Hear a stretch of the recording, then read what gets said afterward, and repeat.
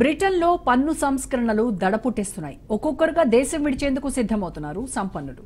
ఉక్కు వ్యాపార దిగ్గజం లక్ష్మీ మిట్టల్ యూకేకి గుడ్ బై చెప్పే యోచనలో ఉన్నారు. నాన్ డోమ్ ట్యాక్స్ పాలసీని రద్దు చేసింది ఇంగ్లాండ్ సర్కార్. పన్ను ఊరటకు కత్తెర పట్టంతో మిట్టల్ ఆవేదన వ్యక్తం చేస్తున్నారు. 3 దశాబ్దాలుగా బ్రిటన్లోనే నివసిస్తున్నారు. కానీ లేబర్ సర్కార్ తీసుకున్న నిర్ణయంతో ఆ దేశాన్ని వీడాలని నిర్ణయించుకున్నారు.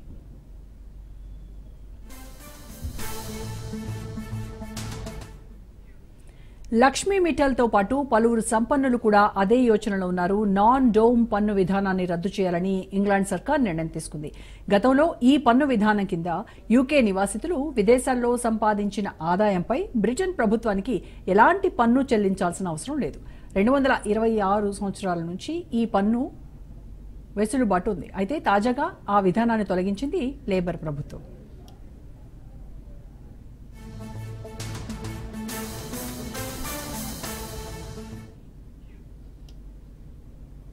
స్టీల్ ఉత్పత్తిలో ఆర్సెలార్ ప్రపంచంలోనే 2వ స్థానంలో ఉంది. 24 బిలియన్ యూరోల విలువైన ఆ సంస్థలో మిట్టల్ కుటుంబానికి 40% వాటా ఉంది. 2021లో లక్ష్మీ మిట్టల్ సీఈఓగా దిగిపోవడంతో ఆయన కుమారుడు ఆదిత్య మిట్టల్ బాధ్యతలు నిర్వర్తిస్తున్నారు. సంపన్నులు దేశాన్ని వీడటం దేశ ఆర్థిక వ్యవస్థను దెబ్బతీస్తుందని విమర్శకులు ఆందోళన వ్యక్తం చేస్తున్నారు.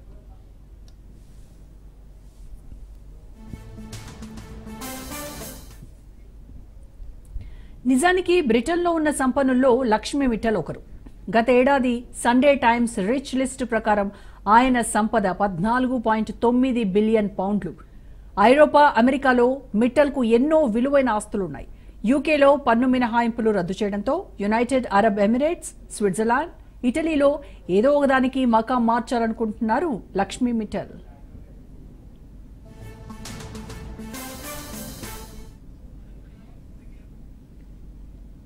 నాన్ డోమ్ పన్ను విధానాన్ని రద్దు బ్రిటన్లో దుమారం రేపుతోంది. గతంలో యూకేలో నివసించేవారు విదేశాల్లో సంపాదించిన ఆదాయంపై బ్రిటన్ ప్రభుత్వానికి ఎలాంటి పన్ను చెల్లించక్కర్లేదు. అయితే ఇప్పుడు ఈ విధానాన్ని రద్దు చేసింది ఇంగ్లాండ్. ఏప్రిల్లో కొత్త నిబంధనలు అమల్లోకి రానున్నాయి. నుంచి మనకు డీటెయిల్డ్ ఇన్ఫర్మేషన్ ఇవ్వడానికి ప్రముఖ రాజకీయ విశ్లేషకులు కోటేశ్వరరావు గారు అందుబాటులో ఉన్నారు. గుడ్ ఈవినింగ్ కోటేశ్వరరావు గారు. సార్, యూకే గవర్నమెంట్ ఈ నాన్ డోమ్ ట్యాక్స్ విధానాన్ని రద్దు చేసింది. అసలు ఈ నాన్ డోమ్ ట్యాక్స్ పూర్తిగా డీటెయిల్స్ ఒకసారి చెప్తారా సార్?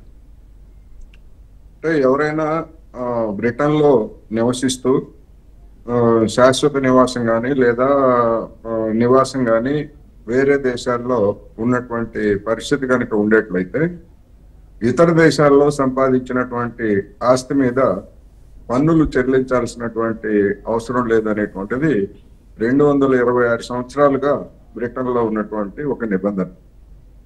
ఆ నిబంధన ఎందుకు పెట్టారు అంటే, ఆనాడు రవి అస్తమించని బ్రిటిష్ సామ్రాజ్యం ప్రపంచవ్యాప్తంగా ఉన్నటువంటి పరిస్థితుల్లో అనేక మంది ధనవంతుల్ని బ్రిటన్ అంటే లండన్ కేంద్రంగా నివాసం ఏర్పాటు చేసుకోవడానికి, తద్వారా అక్కడ ఉన్నటువంటి సంపద కానీ లేదా పన్నులు పరాబడి పెంచుకోవడానికి అనుసరించినటువంటి ఒక వ్యూహం ఉంది. అయితే ఆ సామ్రాజ్యం అంతరించిన తర్వాత లేదా గడిచినటువంటి 2వ ప్రపంచ యుద్ధం నాటి నుండి ఇప్పటి వరకు జరిగినటువంటి పరిణామాలన్నీ చూస్తే ఇంకా మనం అట్లాంటి రాయితీ వల్ల ఏమీ ఉపయోగం లేదు.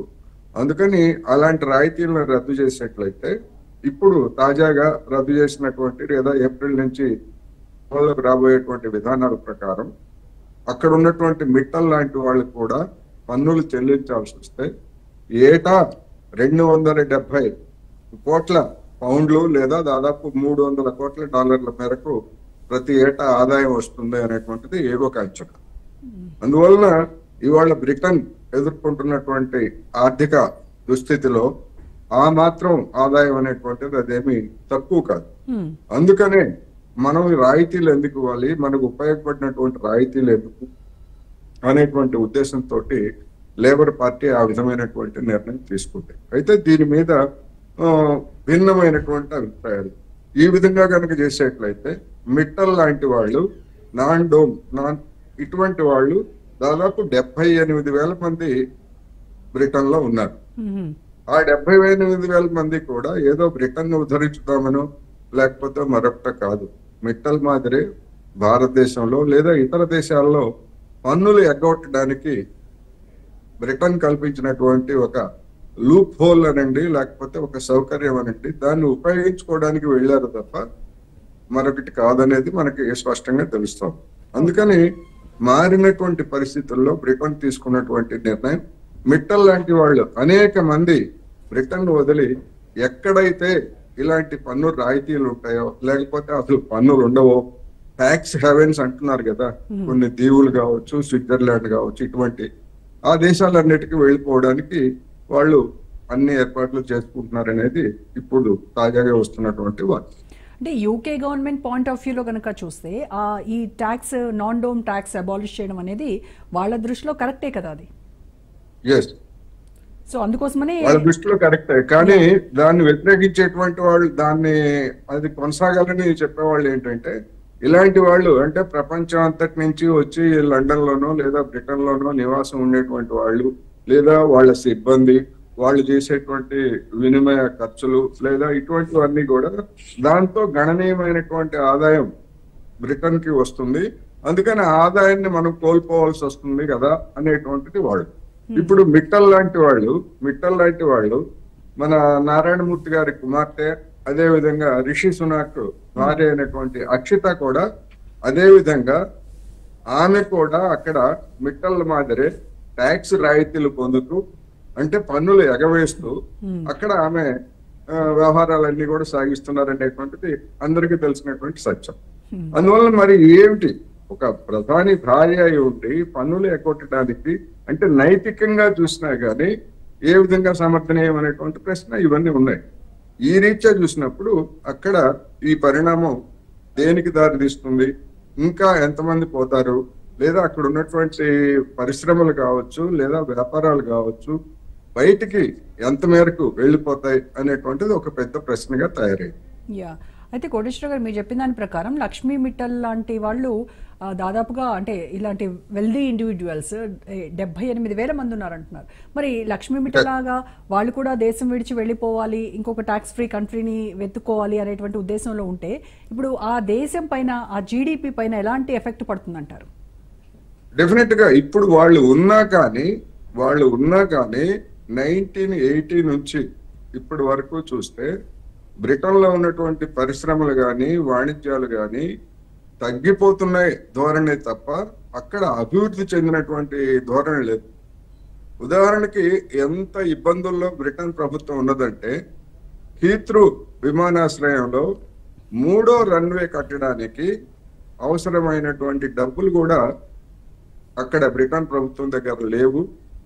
20 ఏళ్ల క్రితమే కట్టాల్సినటువంటి ఆ రన్వేని ఏదో విధంగా ఇప్పుడు అప్పో సప్పో చేసి కట్టాలని నిర్ణయం తీసుకున్నారనేటువంటి కామెంట్స్ ఈ సందర్భంగా ఇవాళ పత్రికల్లో వచ్చాయి. అంటే అంత దుస్థితితో అక్కడ ఉన్నటువంటి బ్రిటన్ ప్రభుత్వం, ఒకప్పుడు ప్రపంచాన్ని ఏలినటువంటిది, తిరుగులేనటువంటి ప్రపంచాన్ని మీద ఆధిపత్యం కలిగినటువంటి బ్రిటన్ ఇవాళ వివిధ దేశాల నుంచి వచ్చేటువంటి అప్పనంగా వచ్చేటువంటి సంపదలు, ఆదాయం ఇవన్నీ తగ్గిపోవడంతో ఏ విధమైనటువంటి దుస్థితికి వచ్చిందో ఇవాళ మనకి స్పష్టంగా కనిపిస్తాం. అంటే వీళ్ళు లాంటి వాళ్ళు యూకేలో ఉండటం వల్ల కూడా పెద్దగా ప్రభుత్వానికి ప్రయోజనం కూడా ఏమీ లేదు అనేటువంటి ఆలోచనకు వచ్చేసింది యూకే గవర్నమెంట్. అది వాస్తవం. ఎందుకంటే లెక్కలు వీళ్ళు చెప్తున్నాయి కదా, వీళ్ళందరూ కూడా పన్నులు ఎగ్గొట్టడానికి ఎక్కడో భారత్ లోనో లేదా మరొక దేశంలోనో నివాసం చూపిస్తారు, అక్కడ వచ్చి ఉంటారు, లండన్ లోనో లేకపోతే మరొక పట్టణంలోనో. దాంతో ఏంటి, పన్నులు అనేటువంటివి ఎగ్గొట్టడానికి అవకాశం ఉంది. మరి అట్లాంటి వాళ్ళతోటి మాకేం ఉపయోగం అనేటువంటిది సహజంగా ఎవరికైనా వస్తుంది. ఇప్పుడు మన దేశంలో గానీ అలాంటి వాళ్ళు ఉన్నా గానీ మనకు కూడా అది, ఇప్పుడు మన దేశంలో కూడా ఉన్నటువంటి ఒక విమర్శ ఏమిటి, విదేశాలకు చెందినటువంటి సంస్థలు, అది సంస్థలు కావచ్చు, వ్యక్తులు కావచ్చు, మన స్టాక్ మార్కెట్ లో పెట్టుబడులు పెట్టి ఇక్కడ తక్కువ రేట్లకి స్టాక్స్ కొని రేట్లు పెరగగానే దాన్ని అమ్మేసి ఆ పెట్టుబడులు మొత్తాన్ని కూడా తమ దేశాలకి లేదా ఇంకొక దేశానికి తరలిస్తున్నారు. దానివల్ల మన దేశానికి వచ్చేటువంటిది ఏంటి అంటే, అల్టిమేట్ గా చూసుకున్నప్పుడు మన సంపద కొంత వెళ్ళిపోతా ఉంది, లాభాల రూపంలో, డివిడెండ్ల రూపంలో విదేశాలకు వెళ్ళిపోతా ఉంది. అందుకని మనకేమిటి, మన ప్రభుత్వాలు ఏం చూస్తున్నాయి, ఆ పెట్టుబడులతోటి విదేశీ మారక ద్రవ్యం వస్తుంది. ఆ విదేశీ మారక ద్రవ్యం వస్తే ఇదిగో మా హయాంలో మేము ఇంత విదేశీ మారక ద్రవ్యం పెంచుకున్నాము, మన ఎగుమతులకు ఏమో డోకా లేదు, అని జనానికి చెప్పుకోవడానికి ఉపయోగపడతా ఉంది తప్ప మన సంపద అంతా కూడా బయటికి వెళ్ళిపోతున్నటువంటి విషయాన్ని బయటికి చెప్పట్లేదు. యా, అది పరిస్థితి. సో అందుకోసమే ఇన్ కేస్ వీళ్ళు వెళ్ళిపోతాము అని చెప్పినప్పటికీ కూడా మూకుమ్మడిగా దేశాన్ని వదిలేసి వచ్చేసినా కూడా వాళ్ళకి ఏమీ ఫరక్ పడదంటారు. అయితే ఏమన్నా ఒకవేళ బ్యాక్ స్టెప్ వేసి వీళ్ళందరూ వెళ్తే ఎలాగా అని వీళ్ళకి ఏమైనా స్పెషల్ ఇన్సెంటివ్స్ అంటే వాళ్ళని అక్కడ రీటైన్ చేసుకోవడానికి అలాంటి ఆలోచన ఏమన్నా గవర్నమెంట్ చేస్తుంది అంటారా ఇన్ ఫ్యూచర్? ఇప్పటికిప్పుడు అంటే ఈ నిర్ణయం జరిగిన తర్వాత దానికి ఫర్ అగైనెస్ట్ గా ఆర్గ్యుమెంట్స్ జరుగుతున్నాయి మీడియాలో.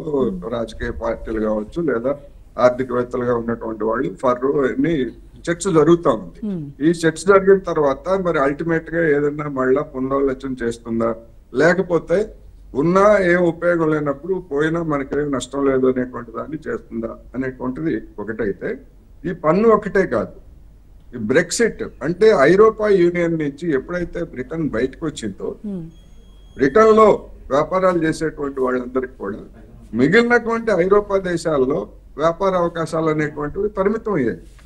అందుకని బ్రెక్సిట్ వైపు నుంచే, బ్రెక్సిట్ నాటి నుంచే అనేక మంది మన వ్యాపారాలు మిగతా దేశాల్లో సాగాలంటే, ఎందుకంటే ఐరోపా యూనియన్ నిబంధనలు బ్రిటన్ లో ఉన్నటువంటి వాళ్ళకి వర్తించవు, మేము సపరేట్, మేము విడిగా ఉంటామని చెప్పేసి బ్రిటనే బయటకు వచ్చింది. అందువల్ల ఇట్లా వీళ్ళకి మరి అక్కడ ఉన్నటువంటి వాళ్ళకి మనం ఎందుకు రాయితీలు ఇవ్వాలని ఐరోపా యూనియన్ ఇటువంటి చర్చలన్నీ ఇంకా ప్రాథమిక దశలోనే ఉన్నప్పటికీ రాబోయేటువంటి రోజుల్లో టైట్ కనుక చేసేట్లయితే బ్రిటన్ వేరు మిగతా ఐరోపా వేరు అనేట్లయితే అప్పుడు మన పరిస్థితి ఏమిటి అని అనేక మంది పారిశ్రామిక వాణిజ్యవేత్తలు ఎప్పటి నుంచో వెళ్ళిపోతున్నారు. 1980 నుంచి, అంటే ఎప్పుడైతే బ్రిటన్ లో ఆర్థిక సంక్షోభం ఏర్పడి మార్గరెట్ థాచరు లేదా తర్వాత వచ్చినటువంటి లేబర్ పార్టీ వాళ్ళు వీళ్ళందరూ కొన్ని నిర్ణయాలు తీసుకున్నారో అప్పటి నుంచి మెల్లమెల్లగా ఒక్కొక్కళ్ళు జారుకోవటం ప్రారంభమైంది. ఈ బ్రెక్సిట్ తర్వాత కొంచెం వేగం పెరిగింది. ఇప్పుడు ఈ తాజా నిర్ణయంతో అది మరింతగా వేగం పెంచుకునేటువంటి అవకాశం ఉందనేది చెప్తున్నారు. అందువల్ల ఇవన్నీ చూసిన తర్వాత మరి అసలే కుప్పకూలిపోతున్నటువంటి ఆర్థిక పరిస్థితి, ఎదుగుదల లేదు. ఇటువంటి పరిస్థితుల్లో రెండోది ఈ నిబంధన పన్ను మినహాయింపే కాదు, అక్కడ ఉన్నటువంటి వారసత్వ సంపద మీద కూడా, అంటే ఇప్పుడు మిట్టల్ గారు, సీనియర్ మిట్టల్ గారు ఆయన దిగిపోయి తన కుమారుడికి వారసత్వంగా సంపదను అప్పగించారు. దాని మీద 40% పన్ను చెల్లించాలనేటువంటిది తాజా నిబంధనలో ఉన్నది. ఇట్లా అనేక మంది పెద్దవాళ్ళు అయిపోయిన తర్వాత వారసులకి సంపదను అప్పగించేట్లయితే వారసత్వ సంపద పేరుతోటి బ్రిటన్ ప్రభుత్వానికి 40% చెల్లించాలి. అదే విధంగా ఇన్సూరెన్స్ పేరుతోటి దాదాపు $25 బిలియన్ మేరకు పన్ను విధించారనేటువంటి వార్తలు వస్తున్నాయి. అందుకని ఎడాపెడా పన్నులు విధించడం, ఈ వారసత్వ సంపద పన్ను, అదే విధంగా ఈ పన్నుల మినహాయింపు, రాయితీల రద్దు, ఇవన్నీ కూడా ఇవాళ బ్రిటన్ లో ఈ ప్రవాస ఇతర దేశాల నుంచి పెట్టుబడులు పెట్టి ఉన్నటువంటి వాళ్ళకి, మిట్టల్ లాంటి వాళ్ళకి, అక్షత లాంటి వాళ్ళకి, వీళ్ళందరికీ కూడా ఒక పరీక్ష పెట్టాయనేది మనకు స్పష్టంగా తెలుస్తాం. 95లో ఆయన అక్కడికి వెళ్ళి స్థిరపడి ఆర్సెల్ఆర్ అనేది ఒక సామ్రాజ్యాన్ని స్థాపించి కొన్ని వేల కోట్లు, లక్షల కోట్లు సంపాదించినటువంటి వ్యక్తి ట్యాక్స్ కట్టాలి అని గవర్నమెంట్ ఎప్పుడైతే ఇనిషియేషన్ తీసుకుందో దానికి భయపడి వెనక్కి రావడము లేదంటే వేరే కంట్రీలోకి వెళ్ళిపోవడం అనేది అసలు నైతికంగా ఎంతవరకు కరెక్ట్ అంటారు? పెట్టుబడిదారులకి, భూస్వాములకి నీతి నియమాలు ఎక్కడ ఉంటాయండి? చరిత్రలో ఎక్కడ మనం మంచి భూస్వామి, మంచి పెట్టుబడిదారుడు మనకి ఎక్కడ చరిత్రలో కనపడదు. దోపిడీ, వాళ్ళ లక్షణమే దోపిడీ. ఆ దోపిడీదారులుగా ఉన్నటువంటి వాళ్ళు ఎక్కడ అవకాశం ఉంటే అక్కడ. అందులోనూ ఇవాళ ఈ ప్రపంచీకరణ యుగంలో మొత్తం ఈ ఫైనాన్షియల్ క్యాపిటల్ అనేటువంటిది రంగంలోకి వచ్చిన తర్వాత ఏ దేశంలో ఎక్కడ లాభాలు ఎక్కువ ఉంటే అక్కడికి వెళ్ళిపోతారు వాళ్ళు. అందుకని పెట్టుబడిదారులకి దేశభక్తి లేదు, లేకపోతే మరొక రాష్ట్ర భక్తి లేదు, ఏ విభక్తి లేదు. వాళ్ళకున్న భక్తి డాలర్ భక్తి, లేకపోతే పౌండ్ల భక్తి తప్ప మరొకటి లేదు. అందుకని ఏ పెట్టుబడిదారుని మనం ఏమి సమర్థించాల్సినటువంటి అవసరం లేదు. అతను భారతీయుడు కొంతమంది ఉన్నారు, మన భారతీయులు విదేశాలకు వెళ్ళి బ్రహ్మాండంగా సంపాదిస్తున్నారు, బ్రహ్మాండంగా పేరు ప్రతిష్టలు సంపాదిస్తున్నారు. మనకేం ఉపయోగం? వాడికి వస్తుంది, సంపన్నులు వస్తే వాళ్ళకి వస్తుంది తప్ప మన దేశంలో ఉన్నటువంటి జనానికి ఏం ఉపయోగం? ఇది కదా మనం చూడాల్సింది. కరెక్ట్. ఇప్పుడు వీళ్ళు ట్యాక్స్ ఫ్రీ కోసము యుఏఈ, స్విట్జర్లాండ్, ఇటలీ కానీ వెళ్ళిపోదామని చూస్తున్నారని ఒక టాక్ నడుస్తా ఉంది. అలాంటప్పుడు మరి Yes, ఆ ఇప్పుడు దేశాలు ముందుగా త్వరపడి అలాంటివి ఇప్పుడు Yeah. సెంట్ కిట్స్ లేకపోతే అలాంటి చిన్న చిన్న దీవుల దేశాలు ఉన్నాయి. ఇప్పుడు మలేషియా కావచ్చు, లేకపోతే ఇట్లాంటి అనేక దేశాలు ఉన్నాయి. అవన్నీ కూడా ఏంటంటే వాళ్ళ దగ్గర డబ్బులు దాచుకుంటే వాళ్ళ దగ్గరకు వస్తే ఏ పన్నులు విధించాం, వాళ్ళకి ఇచ్చేటువంటి మొత్తాలతోనే ఆ దేశాలు బతుకుతున్నాయి. అందుకని అలాంటి వాటిని చూసుకుంటారు చిన్న చిన్న దేశాలు. వాటినే ట్యాక్స్ హెవెన్స్ అంటున్నారు, పన్నుల స్వర్గాలు. ఈ పన్నుల స్వర్గాలు ఎక్కడ ఉంటాయో అక్కడికి వెళ్ళిపోతారు. ఎగ్గొట్టడానికి స్వర్గంతో చూస్తున్నారు. ఎగ్గొట్టడానికి గంతే, వేరే ఏమి లేదు, ఇంకా వేరే కారణాలు ఏమీ లేవు. సో ఈ ట్యాక్స్ హెవెన్ కంట్రీస్ ఏవైతే ఉన్నాయో అవి ఇప్పుడు అంటే కొత్తగా ఏవైతే నిబంధనలు అమల్లోకి రాబోతున్నాయో యూకేలో, అవన్నీ వీళ్ళు కూడా ముందుగా జాగ్రత్త పడేసి వీళ్ళు ట్యాక్స్ ఏమన్నా దాంట్లో రీఫార్మ్స్ తెచ్చేటువంటి అవకాశాలు లేకపోలేదంటారు? అంటే ఇప్పుడు నేను చెప్పేటువంటి ట్యాక్స్ హెవెన్ దీవులన్నీ 70,000, 80,000, 1,00,000, 2,00,000 జనాభా ఉన్నటువంటి దీవులు ఇవన్నీ కూడా, అవి కూడా దేశాలే చట్ట ప్రకారం, మన అంతర్జాతీయ దాని ప్రకారం. అటువంటి దేశాలకి వీళ్ళు చెల్లించేటువంటి పన్నులు, లేకపోతే ప్రయాణాలు చేసేటువంటి వాళ్ళు, లేకపోతే టూరిజం ద్వారా వచ్చేటువంటిదే పెద్ద మొత్తంలో వస్తుంది వాళ్ళకి. అందువల్ల ఇప్పటికిప్పుడు అలాంటి నిర్ణయాలు చేస్తారని నేనైతే అనుకోవట్లేదు. ఒకవేళ చేసినప్పటికీ ఒక దేశం బదులు ఇప్పుడు ఎట్లాగైతే మన దేశంలో పరిశ్రమలు, వాణిజ్యాల కోసం ఒక్కొక్క రాష్ట్రం మేము ఈ రాయితీ ఇస్తాము, మేము ఈ రాయితీ ఇస్తాము, మేము భూమి ఫ్రీగా ఇస్తాము, లేదా మేము విద్యుత్ 10 ఏళ్ళు ఉచిత రూపాయికి అందజేస్తాము అని ఎట్లాగైతే పోటీ పడుతున్నాయో మన దేశంలో వివిధ రాష్ట్రాలు, ఈ పన్ను స్వర్గాలుగా ఉన్నటువంటి దేశాలు కూడా అదే విధమైనటువంటి పోటీ పడ్డాయి అనుకోండి, అప్పుడు పన్నులు ఎగవేసేటువంటి వాళ్ళకి అవి పండగ చేసుకుంటారు వాళ్ళు. ఇప్పుడు ఏదో ట్యాక్స్ ఎగ్గొట్టడం కోసం వాళ్ళు వేరే కంట్రీ వైపు చూస్తున్నారు అంటే, మీరు అన్నట్టుగా ఐలాండ్స్ కానీ అటువంటి దేశాల్లో చాలా తక్కువ జనాభా ఉంటుంది. మరి వీళ్ళ సామ్రాజ్యం చూస్తే చాలా పెద్దది. దాన్ని విస్తరించడానికి ఎన్ని సంవత్సరాలు పడుతుంది? అసలు అడ్వాంటేజెస్ ఎక్కడ ఉంటాయి వాళ్ళకి? ఇంకా వాళ్ళకి అడ్వాంటేజ్ కూడా ఉండవు ఇట్లాంటి వాళ్ళ మీద. అంటే పరాన్న జీవుల మీద బతకడం తప్ప వాళ్ళ జీవితాలు సొంతంగా వనరులు కూడా ఉండవు కదా కొన్ని దీవులకి వాళ్ళ బతకాలన్నాయి కానీ. యా, ఇప్పుడు మిట్టల్ ముందున్న ఏకైక లక్ష్యం ఏంటంటారు? ఏకైక లక్ష్యం ఏ పెట్టుబడిదారైనా, మిట్టలైనా, అదాని అయినా, అంబానీ అయినా, లేకపోతే మీరైనా నేనైనా పెట్టుబడిదారులుగా కనుక మారితే మన లక్ష్యం ఏమిటి అంటే డాలర్లు సంపాదించాలి, పన్నులు చెల్లించకూడదు, ఎక్కడ రాయితీలు ఇస్తే అక్కడికి వెళ్ళిపోవాలి, మన సామ్రాజ్యాలని మనం మరింతగా విస్తరించుకోవాలి. డబ్బుకి 1,000 కోట్ల డాలర్లకి, 1,00,000 కోట్ల డాలర్లకి ఎక్కడ సంతృప్తి అనేటువంటిది లేదు కదా. డబ్బుకి ఎక్కడ ఇంతవరకు ప్రపంచంలో నేను ఇంత సంపాదించాను సంతృప్తి చెందినటువంటి నాకు చాలు అన్నవాడిని ఎవరైనా చూపించండి. ఆడగావచ్చు, మగ్గావచ్చు, ఎవరైనా, ఎవరు లేదు. కరెక్ట్. డబ్బు ప్రభావం అలాంటిది, దాని స్వభావం అలాంటిది. ఎంతున్నా ఇంకా దాహం తీరదు, ఇంకా పెరిగిపోతుంది, ఇంకా దాహం పెరిగిపోతుంది. సో అయితే ఇప్పుడు మిట్టల్ వంటి ఈ ఇండస్ట్రియలిస్టులు ఎవరైతే ఉన్నారో వీళ్ళు రీలొకేట్ అవ్వడానికి రీలొకేట్ అవ్వకుండా ఆపడం కోసం యూకే గవర్నమెంట్ ఏమైనా చర్యలు తీసుకుంటుందంటారా? చర్యలు తీసుకోవడం అంటే మళ్ళా ఆ రాయితీల్ని పునరుద్ధరించడం, లేకపోతే వేస్తా ఉన్న పన్నులు శాతాన్ని తగ్గించడం, నామకే వస్తే చేయడం. ఇప్పుడు మనం ట్రంప్ వ్యవహారం చూస్తున్నాం కదా, అనేక దేశాల మీద నేను 25% చేస్తాను లేదా 50% చేస్తానని చెప్పేసి ప్రగల్భాలు పలికాడు. అదే ట్రంప్ ఏం చేస్తున్నాడు, మళ్ళా కొన్ని దేశాలతోటి, మన వంటి దేశాలతోటి లేదు మీ మీద తక్కువ వేస్తాను, 10% వేస్తా, 15% వేస్తా, 4% వేస్తా అని చెప్పి మనలాంటి దేశాలకి బిస్కెట్లు వేస్తున్నాడు. అదే విధంగా బ్రిటన్ కూడా మరి మొత్తంగా ఒకసారిగా కనుక వెళ్ళిపోయేట్లయితే, ఒకవేళ అసలుకే మోసం వస్తుందని కనుక వాళ్ళు పునరాలోచన వచ్చిందనుకోండి, మళ్ళా మాట తప్పొచ్చు, మడమ తిప్పొచ్చు. మనం చూస్తున్నాం కదా. సో ఏదైనా జరగదు. ఆ రకమైనటువంటి డెసిషన్ తీసుకుంటే మాత్రం వీళ్ళంతా ఆల్ హ్యాపీస్ అక్కడే ఉండిపోతారు. వాళ్ళకి ఇబ్బంది ఏముంది అప్పుడు? అంతే కదా. రైట్, వాళ్ళకేం ఇబ్బంది. Okay, thank you so much.